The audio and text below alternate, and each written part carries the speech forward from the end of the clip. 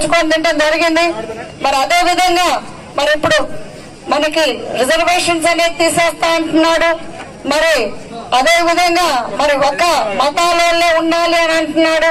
మరి మాట మాట్లాడితే ఎలక్షన్స్ వచ్చినప్పుడల్లా రాముడు అని చెప్తాడు. మరి రాముడు అనేది మన అందరి దేవుడు. మీ అందరికీ తెలిసి మన భద్రాచలంలో ఎన్నో ఏళ్ల నుంచి రాముడిని ఉంటున్నాడు.